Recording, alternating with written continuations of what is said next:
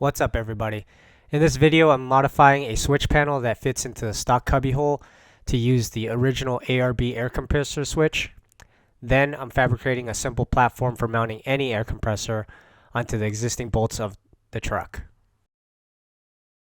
Alright, don't forget to disconnect the wires back here because you might just rip them all off. Problem is I want to keep the ARB switch, the stock switch, but it doesn't fit this piece. So we're going to test fit it to see how much clearance there is, and then I could just Dremel and expand the cuts. I installed this inside the truck, marked off where the stock lines are. I'm going to cut a little with the Dremel, take off a little bit of the edge to expand this hole, and hopefully this ARB switch will fit.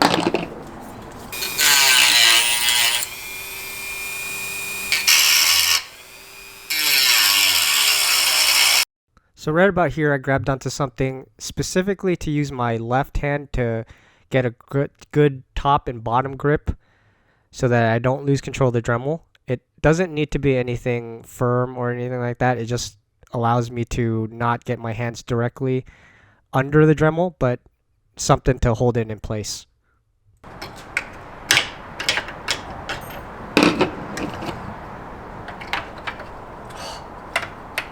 A little more. Take it off on that side. A little cutting. It's in there solid. So I really like the ARB switch compared to the ones that are available. So I'm glad I get to keep this. Alright, so the top of the switch actually hits the inside of the cubby hole, or the top of the cubby hole where it was. So I'm going to trim off this top of the switch.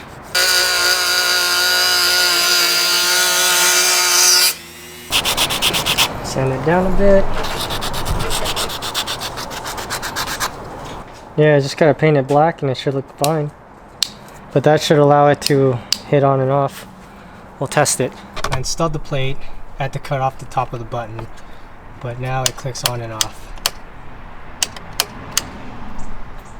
And I should paint that black. I'll probably just Sharpie that black because I'm lazy.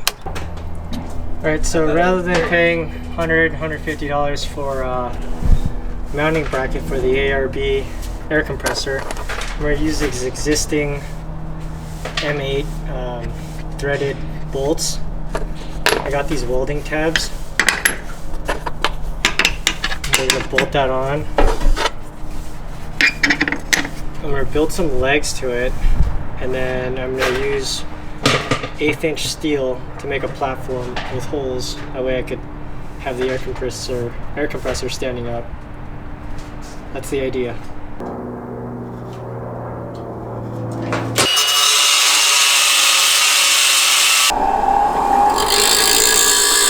My buddy here, if he's gonna TIG this, and I'm just gonna watch.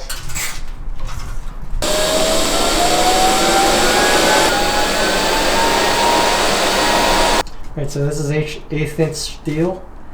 We're going to do a 5x7 plate, so that should fit the feet that we're doing, and also be able to seat the compressor. So let's draw that line, and let's cut it out.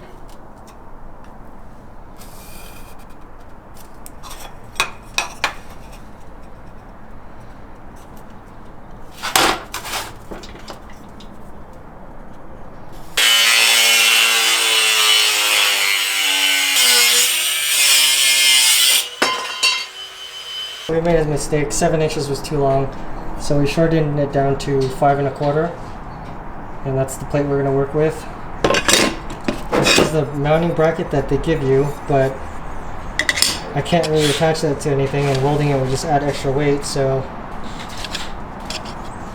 use the center punch, make holes, and that should be the mounting.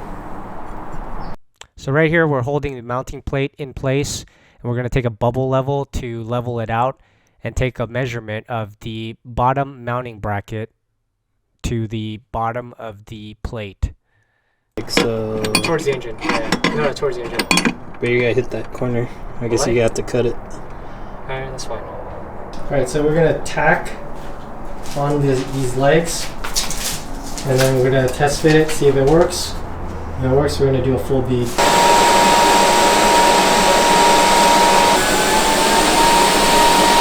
Alright, moment of truth. We're gonna see if it fits. How's it looking? Perfect. We don't even have to cut it. Nice. Alright. Alright, so that's the platform we're gonna do. And it fits perfect. We're just gonna put a bead on all 3 sides. And we're done with the platform today. The plate we came up with.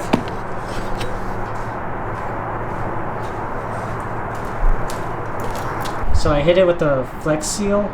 It's rubberized paint. I don't know if that's gonna help dampen some of the vibrations, but it's worth a try. It took us a couple hours, but it's officially in. It's seated.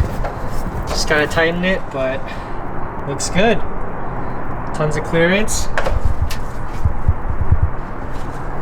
Saved about $107, but a couple hours. It was fun though.